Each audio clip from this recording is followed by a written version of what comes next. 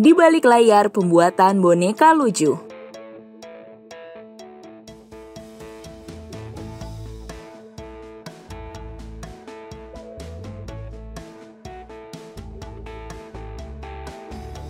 Apakah teman-teman suka mengoleksi boneka?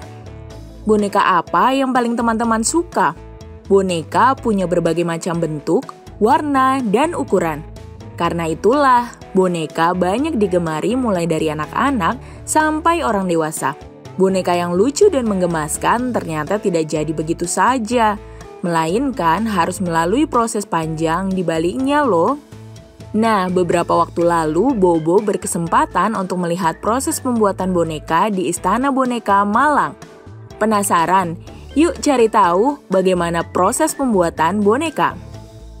Halo teman-teman Bobo semua, perkenalkan saya Kak Dian dari Istana Boneka.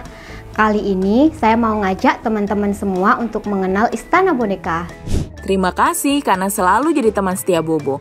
Sebelum lanjut videonya, jangan lupa like, subscribe, dan nyalakan lonceng notifikasinya. Istana Boneka merupakan salah satu produsen boneka ternama di Indonesia yang terletak di Malang, Jawa Timur, dan sudah berdiri sejak tahun 1999. Boneka memang banyak digemari. Mainan yang satu ini dapat menjadi teman bermain, teman berbagi cerita, dan menjadi penghibur di kala sakit. Tentunya teman-teman semua pada penasaran kan gimana cara buatnya boneka bisa selucu dan segemoy ini. Yuk ikutin kakak. Proses pertama dalam pembuatan boneka diawali dengan menggambar sketsa boneka. Untuk proses pembuatan boneka pertama dari sket tadi, setelah dari sket baru dibawa ke desain grafis untuk dijadikan mock-up pola-pola. Mock-up adalah sebuah rancangan atau model produk yang dibuat sebagai panduan sebelum boneka tersebut diproduksi. Oke, setelah dari proses desain grafis, sekarang kita langsung menuju ke pembuatan sampelnya. Proses pembuatan sampel ini juga berguna untuk melihat hasil boneka secara utuh sebelum diproduksi dalam jumlah banyak teman-teman. Nah, bila sampel sudah sesuai, maka proses pembuatan boneka berlanjut ke tahap menyiapkan bahan sesuai pola. Karena akan diproduksi dalam jumlah banyak, bahan komponen boneka dipotong menggunakan mesin. Ada dua teknik pemotongan teman-teman. Untuk pola yang berukuran kecil akan menggunakan cetakan mesin. Berikut adalah proses cutting. Jadi di sini semua komponen per boneka di sistem nyosnya seperti ini. Setelah selesai dipotong, setiap komponennya dijabut seperti ini sesuai dengan kebutuhan yang ada di SPK-nya.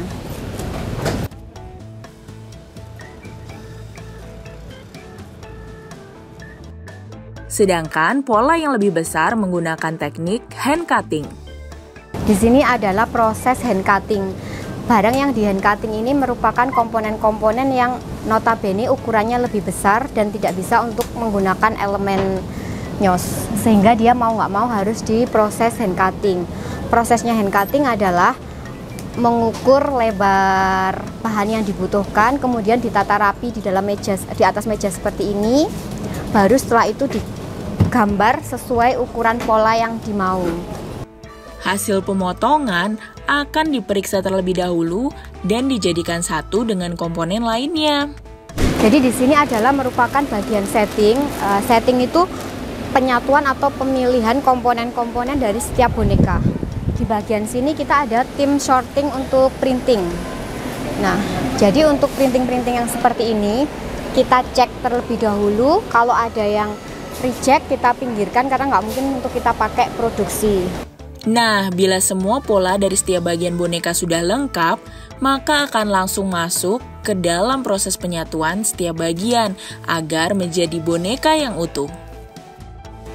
Di sini adalah dari sisi sewing, jadi di sini tempatnya menyatukan semua komponen-komponen. Jadi ini kerjanya secara tim.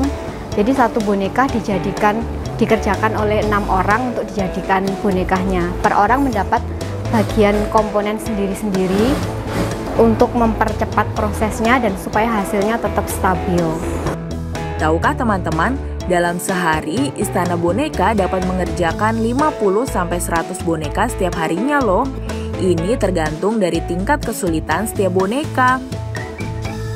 Di sini adalah proses untuk pembalikan. Jadi setelah dari proses sewing tadi, kondisinya masih seperti ini. Masih belum tahu wujudnya dia. Setelah itu baru proses dibalik. Nah, setelah dibalik dia akan jadi seperti ini. Ketahuan ini ada telinganya, ada tangannya, sudah komplit ada kakinya. Agar bentuk boneka sempurna, maka hasil pola boneka yang dijahit tadi diisi dengan polyester. Bahan inilah yang membuat boneka bervolume dan terasa empuk. Empuk saja tidak cukup teman-teman.